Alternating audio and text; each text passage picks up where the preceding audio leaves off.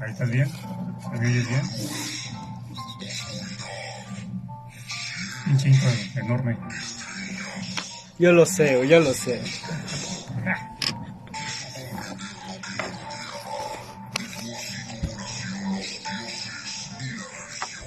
A ver, háblame. Probando, probando, 1, 2, 3, 1, 2, 3, probando. Es el azul. ¿Ahí me oyes? Sí. No, Ahí sí me oyes. sí. A ver, el nivel que no sé.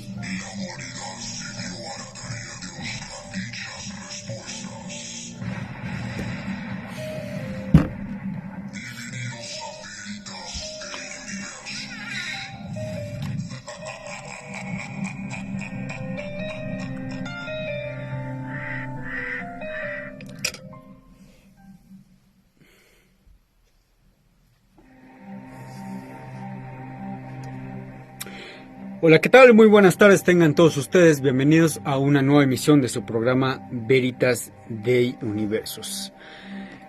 Hace un par de semanas dejamos un tema inconcluso que fue bastante interesante. Muchas personas me estuvieron por ahí mandando mensajitos de que querían una segunda y posiblemente va a haber una tercera parte de este tema porque es bastante extenso y bastante interesante. Generalmente cuando le hablas a la gente de religión tienden a decir, ay, es que me quieres evangelizar, ay, es que me quieres cambiar de religión. Pero creo que si tú profesas una religión tienes que entender las bases cimentadas de lo que estás profesando, de lo que es tu religión, de lo que es tu fe, tu credo, etcétera. Y por eso es que este tema causó tanto interés y tanto revuelo en redes sociales y en las transmisiones que se hicieron en el programa. Antes de que entremos totalmente lleno, ya saben, medios de comunicación, tenemos el 5589-546730, si no me equivoco, es el teléfono en cabina para sus dudas, comentarios, sugerencias. Estamos también totalmente en vivo desde la red social de Facebook, la página Veritas Day Universus, para quienes nos hace favor de escucharnos desde los diferentes portales de internet, llámese Internet Explorer, Google, Opera, Chrome, etcétera, etcétera. Desde la página www.circovoladorradio con doble R, circovoladorradio.org.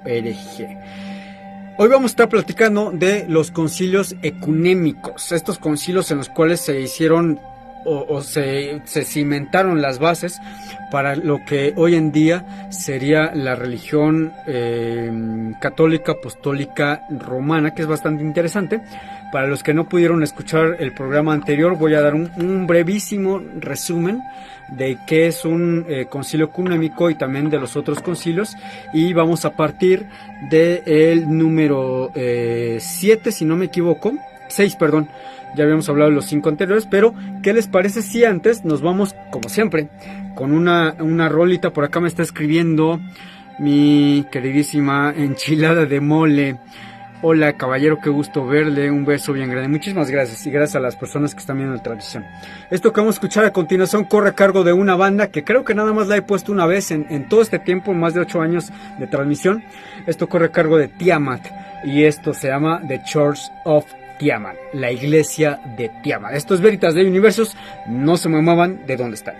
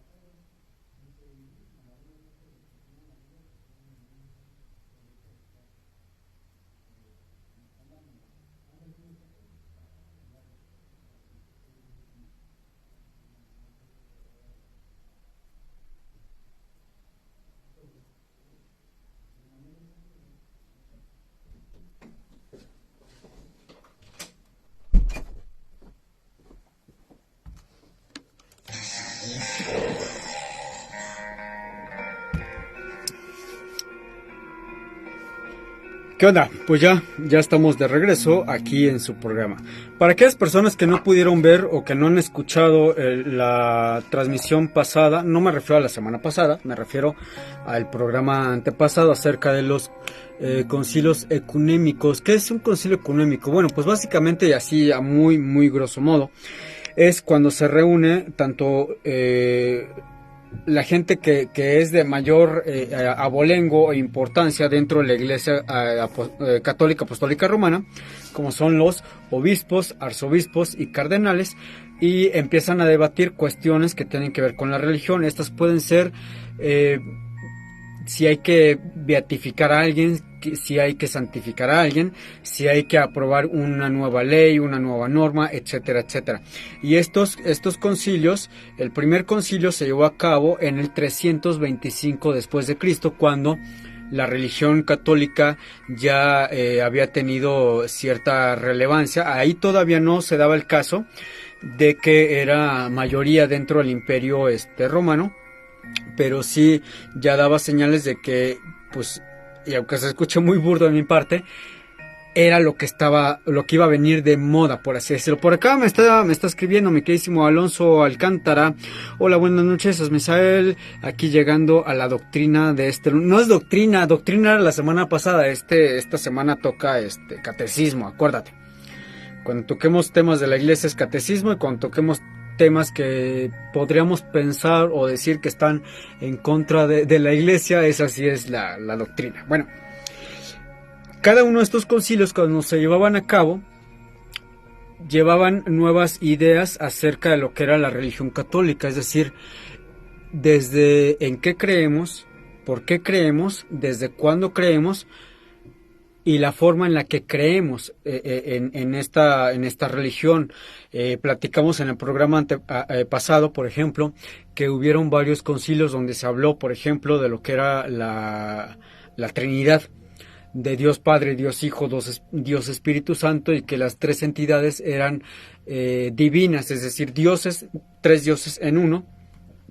Después, los posteriores concilios hablarían de la supuesta sí o no divinidad del maestro Yeshua, que si el hecho de que él era hijo de una mujer mortal, pero también era hijo de un dios, esto lo convertía en un semidios, poniendo el ejemplo de por ejemplo, un Hércules, que Hércules tenía la facultad de ciertas cuestiones heredadas de su padre, pero que también tenía esa mortalidad. Obviamente, en el caso del maestro Yeshua, o también llamado por otras religiones Jesús de Nazaret, demostraría que él tendría ciertos poderes, pero que no tendría el poder de la inmortalidad, porque, como todos sabemos, él fue juzgado, fue condenado y moriría en una cruz, o como también se le llama en algunas otras religiones, en un madero de tormento. Por acá me contesta Alonso, bueno, corrijo, llegando al catecismo. Bien, gracias por llegar puntualmente al catecismo. Pues vámonos, porque la verdad es que hay mucha tela de donde cortar. Les comentaba que nos habíamos quedado en el concilio número 6.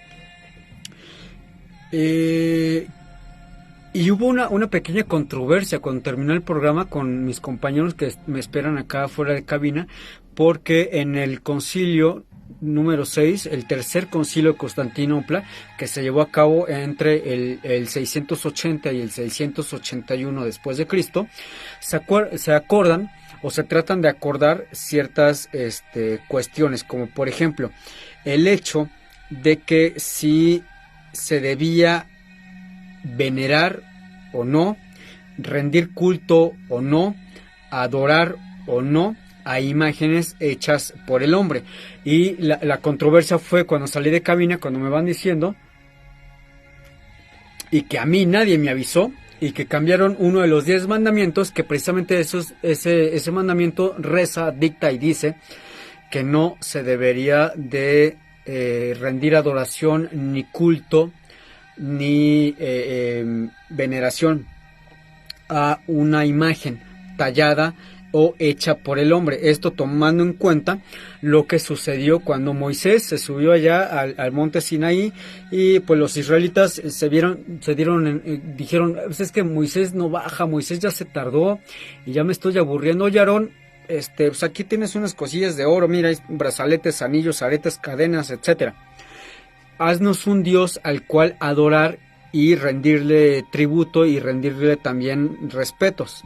Se hace este rollo, y bueno, obviamente el castigo ya todos lo sabemos, que se los carga la voladora a muchos de estos infieles que decidieron adorar al mentadísimo y famosísimo becerro de oro, cuando en uno de los 10 mandamientos que traía Moisés, así fresquísimos, recién tallados con el poder del rayo, decía que no se debía de adorar ni de rendir tributo o rendir adoración a una imagen tallada, pintada o elaborada por manos humanas. Por acá me comenta Rosemary, saludos mi querido amigo, un abrazo, excelente programa. Muchísimas gracias, y gracias también que estás viendo el programa.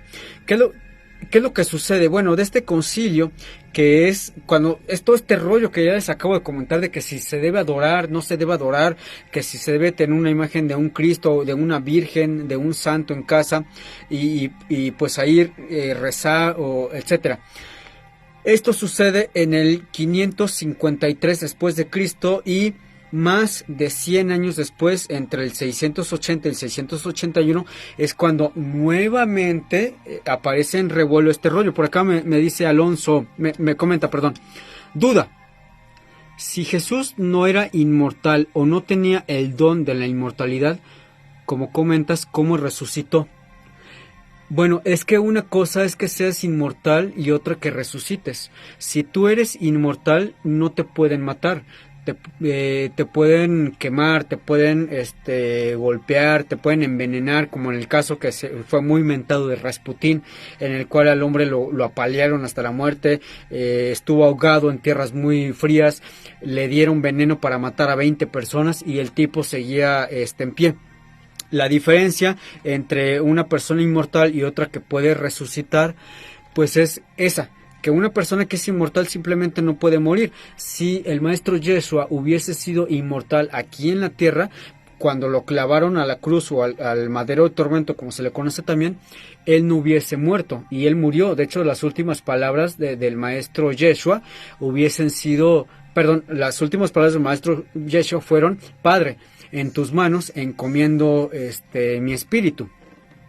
Y él murió, es decir, y sí, y como estaba escrito y como estaba profetizado, a los 3 días él resucitó. Ojo, lo que resucitó y lo que cobró vida fue el cuerpo, el envase, pues esto, ¿no? Lo que somos, la carne. Porque realmente el espíritu o el alma no había muerto, simplemente abandona el cuerpo. Por acá me comenta mi bro Julius. Saludos, morro, viva el rey de reyes, el rey de copas, el poderoso Club América. ¿Qué pasa? ¿Cómo que el Club América? ¿Quieres que nos saquen del aire, güey? Que ahorita me vayan a querer linchar saliendo al circo. El único rey que adoramos aquí es Elvis Presley y Michael Jackson. Bueno, Elvis Presley fue el rey del rock y Michael Jackson es y siempre será, pese a quien le pese, el príncipe del rock. Por acá me contesta mi buen Sebastián.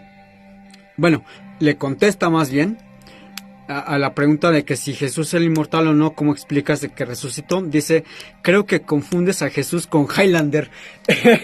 Bueno, es que sí, se escucha un poco risible el asunto, pero una persona que es inmortal pues simplemente no puede morir. Muy diferente a una persona que resucita. Si nos vamos muy pegados a lo que son las escrituras católico-cristianas, cuando el maestro Yeshua llega a una provincia y le dicen que un amigo muy cercano a él, que tiene días que ha muerto, por cierto, de nombre Lázaro, el maestro Yeshua se consterna mucho, llora, le duele la pérdida, le duele la muerte de Lázaro, pero lo que le dice a la viuda y a las hermanas es: Lázaro no está muerto, simplemente está dormido y hay que despertarlo. Él va a la lápida, retiran la piedra que resguardaba la entrada a una especie como de mausoleo, y de repente, después de unas palabras del maestro Yeshua, Lázaro sale de la tumba caminando. Esa es una resucitación, es decir, de una persona mortal, un ser humano como tú, como yo, como todos los que estamos aquí, pero que por alguna razón resucitan. Por acá me dice Julius, no, el príncipe del rock. Ah, perdón, sí, tienes toda la razón. Elvis Presley es y siempre va a ser el rey del rock and roll, y el señor Michael Jackson es y será siempre el príncipe del pop. Y su princesa o la princesa siempre va a ser Britney Spears, pese a quien le pese, y nos podemos batir en duelo quien opine lo contrario. Bueno, regresando ya al tema. En el Sexto Concilio se habla mucho de que qué onda. Entonces, Jesús ¿era inmortal? ¿No era inmortal? ¿Jesús resucitó? ¿No resucitó? ¿Qué pasó? Entonces, en este concilio, el tercer concilio de Constantinopla, se llega al resultado, o se llega a una unanimidad de decir que el maestro Yeshua sí tenía sangre divina por parte de papá, Y la siguiente pregunta es, entonces, ¿está bien que yo tenga una imagen de Jesús en mi casa y que yo le ore o que yo le rinda adoración o que yo le rinda culto a la imagen? Que esto se viene arrastrando desde el quinto concilio ecuménico. Entonces, la contestación del sexto concilio, por acá, a ver, vamos, los comentarios están buenísimos. La reina del pop es Madonna y la princesa es Britney Spears. Sí, te doy toda la razón, mi queridísimo Julius. Y por acá le contesta Alonso Alcántara, creo que sí, a un comentario que ya se había hecho acerca de lo que estamos comentando, la diferencia entre que si eres inmortal y por qué resucitas. Bueno, a la conclusión que llega el sexto concilio, y que por cierto fue el tercer de Constantinopla, es de que sí se podía tener imágenes hechas de personajes o personas santas como el maestro Yeshua, como su madre María y como algunos otros llamados también santos, pero se iban a mantener esas imágenes en una especie de respeto, pero que eso no quiere decir que se tenía uno que hincar, que uno que tenía que bajar la cabeza al momento de orar o de rezar. Es decir, en pocas palabras, que no se le iba a dar una especie de culto. Una cosa es el respeto y otra el culto, pero la verdad es que es lo mismo. O sea, tú tienes una imagen tallada por un hombre o hecha por un hombre o una imagen, y eso lo reprueban uno de los mandamientos que aparecen en la Biblia, tanto en el libro de Deuteronomio como en el libro del Éxodo. Más de 100 años después llega el famosísimo, realmente el famosísimo Segundo Concilio de Nicea, en el 787 después de Cristo, cuando el Papa Adriano I contra los iconoclastas. ¿Quiénes eran los iconoclastas? Precisamente las personas que ahorita platicamos, que decían de que si se podía tener o no tener una imagen religiosa en casa, si se le debería prender una veladora o no, si se le debería rezar o no, si se le debería tener respeto, etc. Y una mujer, una emperatriz regente llamada Irene, quienes regulan la querella de los iconoclastas, pronunciándose por el culto de las imágenes, pero distinguiendo cuidadosamente el culto de veneración del culto de adoración, que era y que debería ser solamente para el llamado Dios Padre. Por acá me escribe mi buen Sebastián: lo que pasa es que el dilema de la idolatría es sobre diferencia entre adoración, el cual es la divinidad, y la simple veneración a una figura personal. Sí, exactamente, y de hecho es lo que ahorita acabo de comentar. Cuando se hace el concilio de Nicea en el 787, se habla precisamente esto, de diferenciar, y después de diferenciar, regular, vale la redundancia, esta diferencia entre lo que es un culto de veneración a un culto de adoración. Una cosa es que tú veneres, ¿por qué me suena la palabra? Ya me acordé, ok. Una cosa es que tú veneres y otra cosa es que tú adores a una figura, a un ídolo, a una estatua, a una imagen, etcétera, etcétera. Ahora bien, en ese tiempo, entre Oriente y Occidente, y entre sus capitales imperiales como lo fueron Roma y Constantinopla, recordando que el Imperio Romano ya se había dividido en dos, entre el Imperio de Oriente y el Imperio de Occidente, hubo siempre antagonismo, ya fuera en el aspecto político o en el religioso, que la verdad es que esto va de la mano, lamentablemente. La religión con la política ha ido de la mano, y en todas estas cuestiones de los concilios lo vemos muy muy fuerte y muy arraigado y muy también reflejado. Ahora, pongámoslo así: si el Papa emérito es el primero en la cristiandad, el segundo lugar lo ocupa lo debería ocupar el patriarca que estaba en Constantinopla. Pero a mediados del siglo IX, un ambicioso personaje ocupó la silla patriarcal, que fue nombrado como Focio. cometió toda clase de arbitrariedades y exacerbó los ánimos entre la iglesia ya dividida entre oriental y occidental. Y esta grave situación esta grave situación derivó para que se llevara a cabo un nuevo concilio. Este nuevo concilio que fue casi también, si se dan cuenta, hay una cuestión aquí derivada de tiempos. Desde el primer concilio se lleva a cabo en el 325, el segundo en el 385, el tercero en el 431, casi 100 años después. Pero a partir del cuarto concilio y después de ellos, estos concilios se van haciendo entre 80 y 100 años de diferencia uno con otro, es decir, como si lo que hubiesen acordado en el concilio lo hubiesen puesto en una especie de prueba, de eso de que a ver si el chicle pega, pero después se dieron cuenta que no, y llamaban a otro nuevo concilio. En este caso, el nuevo concilio fue llamado en el cuarto, que fue llamado el Cuarto Concilio de Constantinopla, que fue del año 869 al 970. Fue más o menos un año en el que se aventaron ahí este asunto de que si fue o no, va y viene, etcétera. Y este concilio fue llamado por el Papa Adriano II contra el cisma del emperador Focio, con el apoyo del emperador Basilio de Macedonio. En este concilio condenan a Focio y se confirma el culto de las imágenes, afirmación del primado del romano pontífice.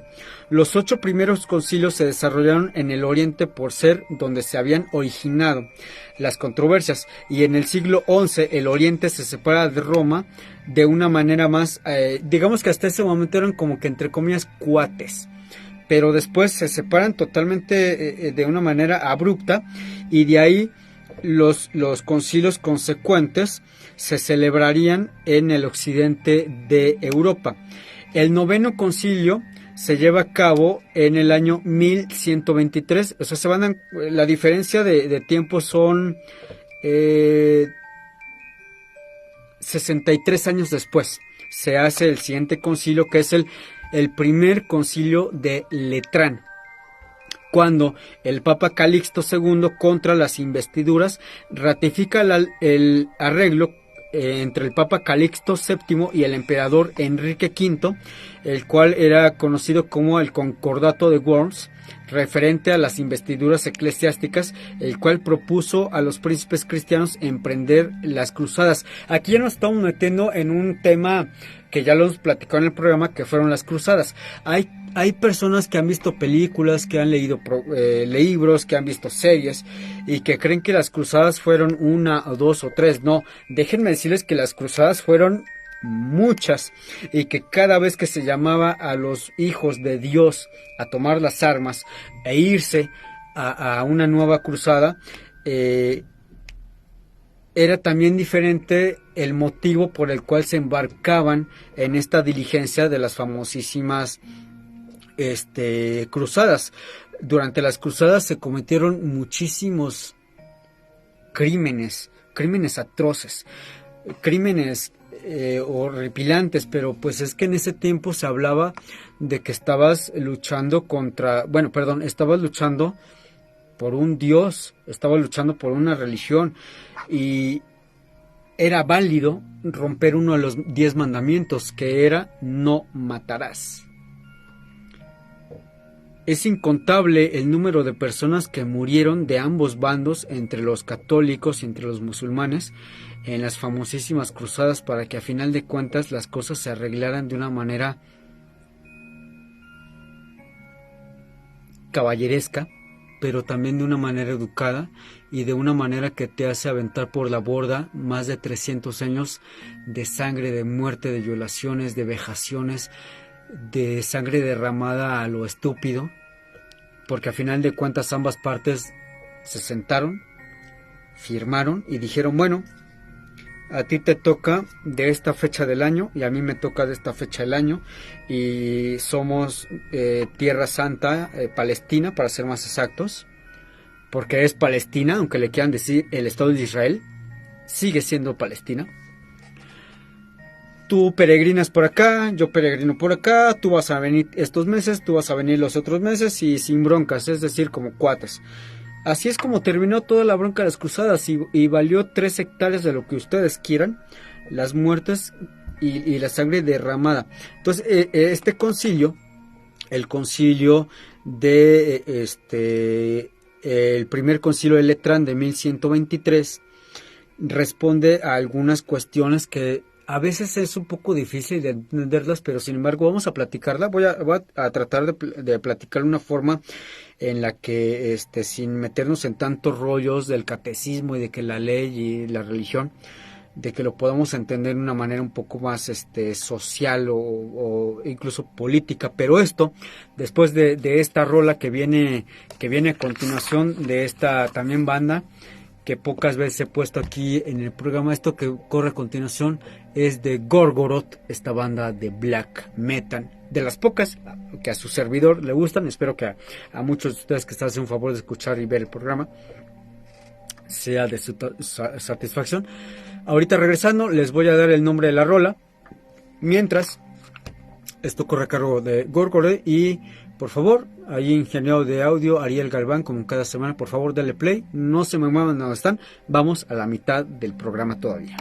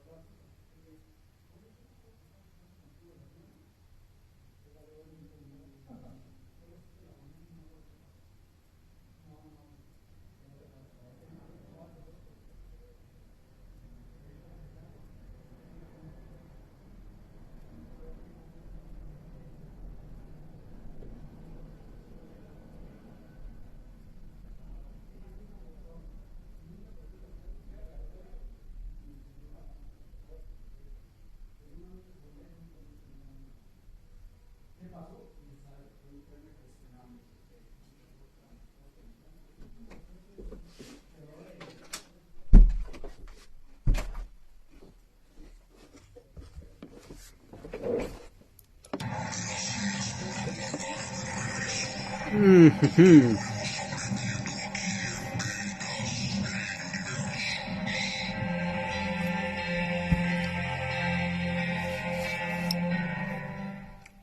Muy bien, ya estamos de regreso y fíjense que es bastante interesante, bueno, no puedo decir que importante, interesante el siguiente concilio que se lleva a cabo. Ya lo habíamos comentado, el primer concilio de Letrán de 1123, cuando se habla de las investiduras, vamos, de la ropa que debía o no debía utilizar la gente que estaba al frente de la iglesia, desde sacerdotes, cardenales, arzobispos, etcétera, etcétera. Se habla de que las investiduras, dependiendo, fíjense, el material de las prendas, nylon, algodón, etcétera, la forma de las investiduras, sotana, sabemos que por ejemplo los obispos y arzobispos utilizan una especie como de gorro, utilizan también una banda que va aquí al frente, que generalmente es color rojo y a veces es color morado. Todo esto se va hablando de cómo debían de vestirse, porque ustedes saben que hay otras órdenes dentro de la religión católica, por ejemplo, dentro de lo que son los monasterios, que son creo que los más famosos son los jesuitas y los franciscanos. Las personas que se ordenan dentro valga la redundancia, de estas órdenes de jesuitas y franciscanos, utilizan ciertas prendas, ciertas túnicas que cubren, mejor dicho, desde el cuello hasta prácticamente los tobillos, y que se utilizan sandalias. Algunos de ellos utilizan prendas de color negro y otros utilizan prendas de color café oscuro, y en la parte de la cintura traen una especie de cordón o de lazo, ¿no? Todo esto, o sea, todo esto que le estoy platicando, se habló en este concilio. O sea, ¿cómo nos vamos a vestir? ¿Por qué nos vamos a vestir? ¿De qué color nos vamos a vestir? ¿De qué tipo de fibra o cómo va a ser la ropa? Y ahí no para la bronca. O sea, bueno, entre comillas. Esto comienza en el 1123 y se arrastra hasta el 1139, es decir, más de 10 años después, en el segundo concilio de Letrán, convocado por el Papa Inocencio II por la disciplina y las buenas costumbres. Y ahí les va. El Papa en este concilio condena a los amañosos cismáticos de varios antipapas y los errores de otras personas que habían llevado a cabo los concilios o que habían estado al frente de los concilios. También condena al antipapa Anacleto y de sus partidarios. Se habla también de cánones sobre la disciplina del cleroi, condenación de Arnaldo de Brescia, revolucionario que tenía la ciudadanía romana contra la iglesia.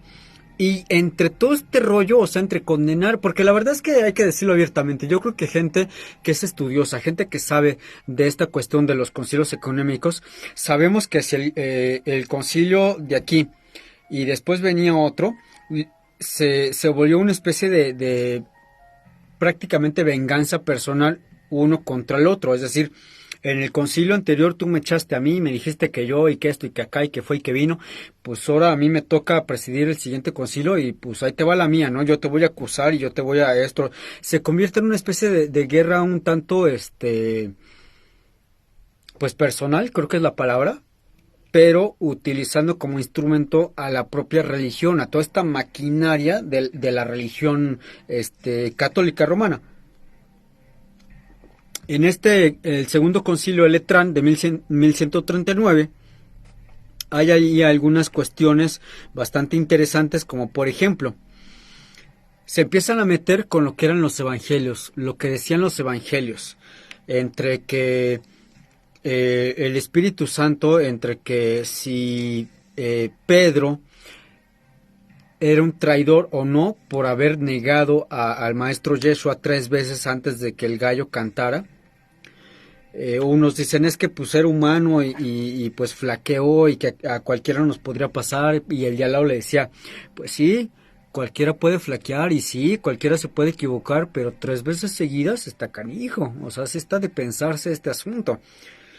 Eso nos lleva a el 11º concilio, llamado el Tercer Concilio de Letrán de 1179, estamos hablando de 40 años después del otro, cuando el Papa Alejandro III contra los albigenses, los cátaros, los valdenses, condena a los cátaros y regulariza la elección del Papa, declarando válidamente elegido al candidato que hubiese obtenido los 2/3 de los votos de los cardenales.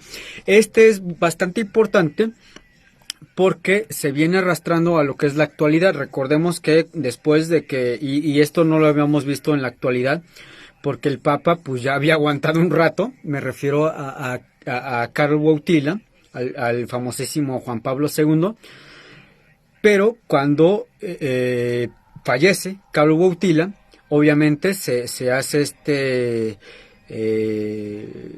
esta votación entre los cardenales para elegir al nuevo Papa, que el que sale ahí ganón es el Papa Ratzinger, que es llamado Benedicto XVI. Bueno, desde ese tiempo estamos hablando que desde 1179 se van haciendo las bases para ver cómo se va a elegir al siguiente papa. Se dice que el papa puede ser elegido por varias cuestiones. Una, obviamente, es la votación.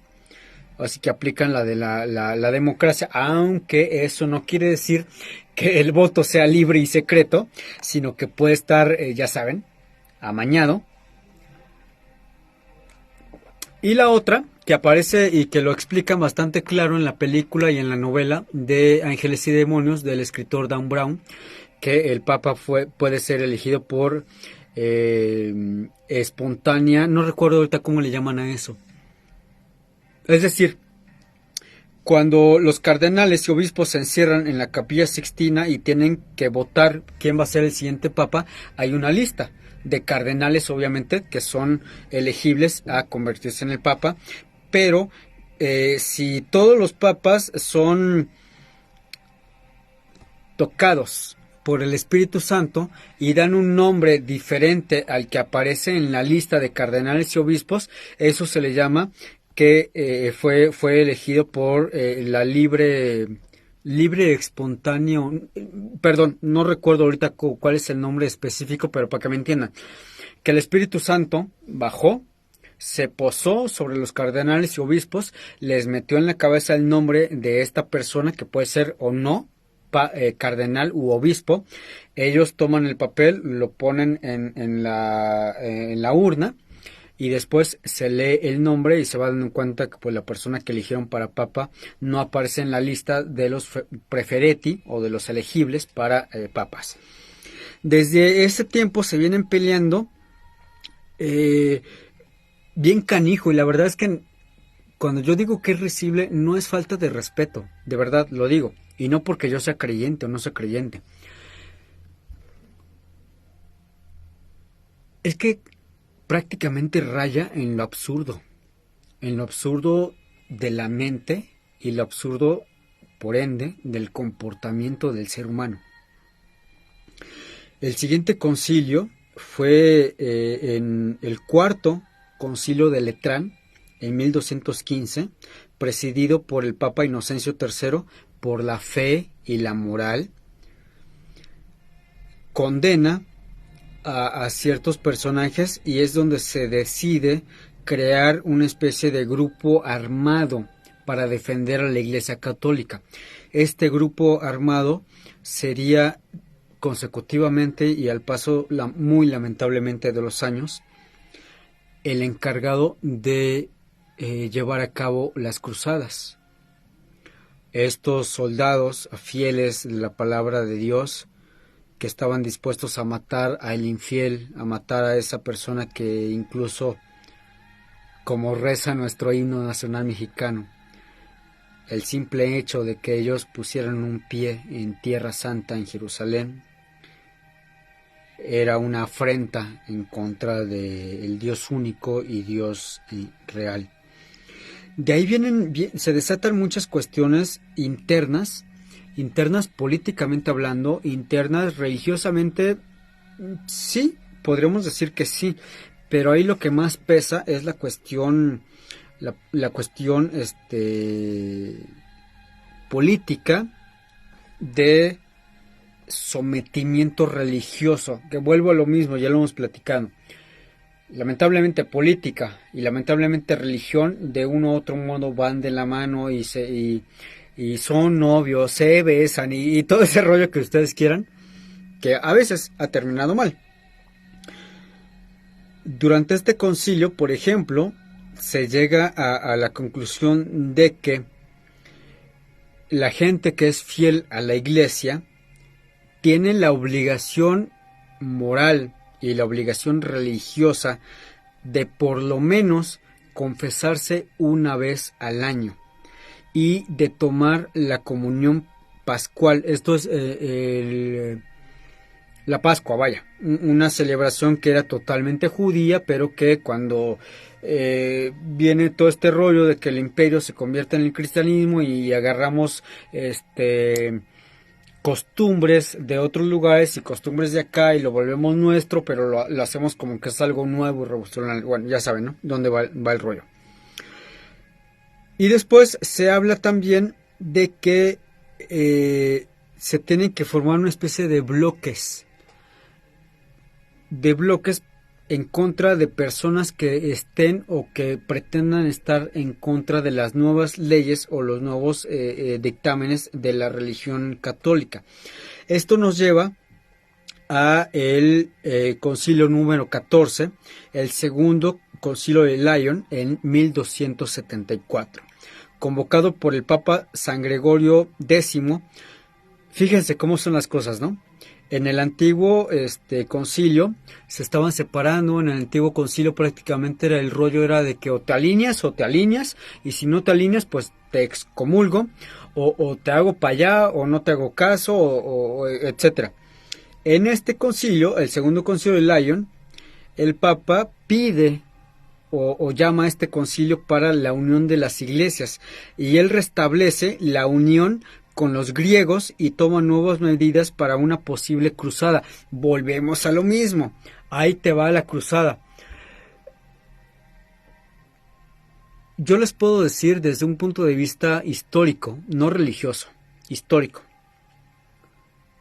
que las cruzadas al final, desde que se comienza la primera hasta que termina la última, y valga mi redundancia, no sirvieron para nada. Las cruzadas lo único que hicieron fue arrebatar cientos de miles de vidas, romper hogares, fracturar dos de las religiones más antiguas de la humanidad, la católica y la musulmana, y que al final de cuentas toda esa sangre, toda esa muerte, todo ese dolor, todo ese sufrimiento no sirvió para nada. Ya les comenté cómo acaban las cruzadas, cómo se decide ponerle fin, pero en 1274 decían que no era suficiente, se pensaba que no era suficiente, que había que mandar a más hombres al frente, que había que levantar más en alto el estandarte de la Virgen, del el santo patrono de ese regimiento de militares.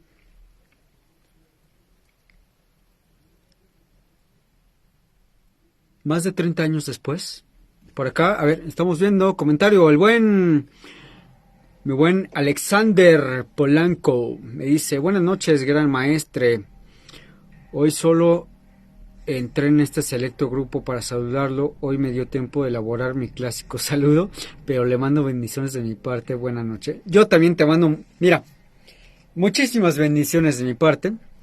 Que llegues con bien a casa. Yo sé que tú andas por ahí en la bicla. Así que aférrate lo más que puedas al asiento y que nada detenga tu camino hasta que llegues con bien a casa. Regresamos. Este concilio, entre el concilio número 14 y el concilio número 15, son bastante interesantes e importantes porque ahí se mete entra un grupo paramilitar de la Iglesia Católica llamada los Templarios, que también hemos platicado muchas veces en este programa y se ha hablado acerca de ellos, que jugaron un rol bastante importante dentro de lo que fue el empoderamiento de la religión católica, el empoderamiento del Papa, pero bueno, ya todos sabemos cómo terminó esto, ¿no? Con ese viernes 13 de agosto. Entre el concilio número 14 y el concilio número 15 se habla precisamente de los templarios. Se habla de que este grupo armado que está ganando relevancia, que está ganando poder, que se están haciendo fuertes, que no solamente se está hablando de que tienen más hombres a caballo o más hombres a pie, más espadas, más lanzas, más escudos, más caballos. Ahí lo que se habla es, miren, de la lana. Que los templarios tenían poder económico, que los templarios no era que fueran docenas de miles o cientos de miles, es que eran personas que tenían el varo de su parte, la lana, porque ellos instituyen lo que hoy, por ejemplo, instituyen lo que es el cheque de viajero, que lo seguimos utilizando gracias a American Express, y no es comercial. Yo que más quisiera hacer un comercial de American Express. Se instituyen estas cuestiones de una especie como de tarjeta de crédito muy primitiva. Todo esto lo hacen los templarios, pero llega un momento en que los templarios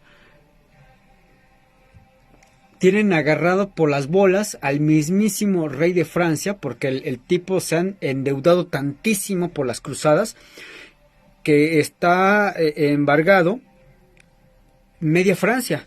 Y por otro lado tienen al Papa, que también el Papa se ha dedicado a pedir y préstame y que no seas malo y que acá y que el otro. La solución, pues ya, todos la sabemos, ¿no? Ese viernes 13 de agosto se decide condenar a todo a los templarios.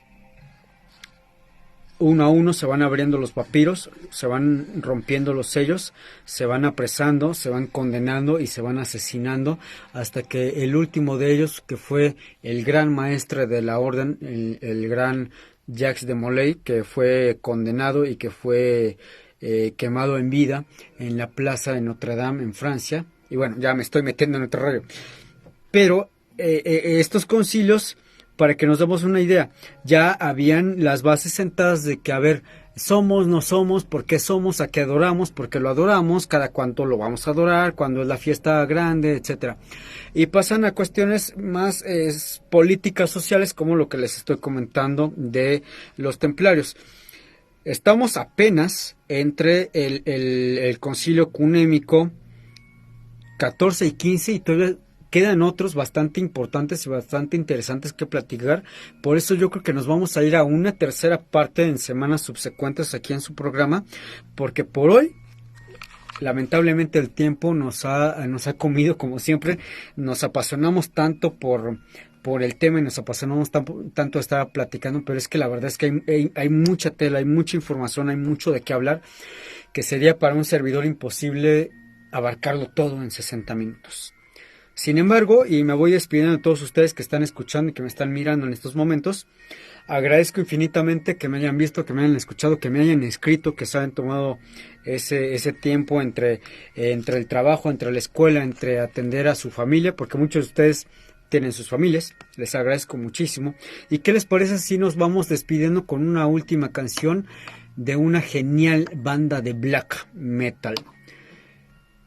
Que tampoco tengo el tema de la rola, perdón, pero con esto que les voy a dejar corre a cargo de Mayhem, si no me equivoco.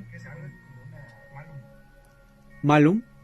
Ah, perdón, sí, perdón. Es que ya había contemplado una canción de Mayhem, pero no me daba el tiempo. Es que, híjole, son canciones de 6 minutos y medio, 7 minutos, y aquí estamos muy cortos. Bueno, nos vamos a ir con esta última rola, y después de que suene esta canción y obviamente el ending del programa, los voy a dejar en compañía de mis compas, como dice el libro de la SEP de este nuevo ciclo escolar, con mis camaradas de Arcadia Libre, con un interesante tema. Les agradezco muchísimo que me hayan acompañado. Nos vemos, nos escuchamos dentro de una semanita. Ya saben, larga vida y prosperidad aquí desde la cabina de Circo Volador Radio y desde su programa Veritas Dei Universos.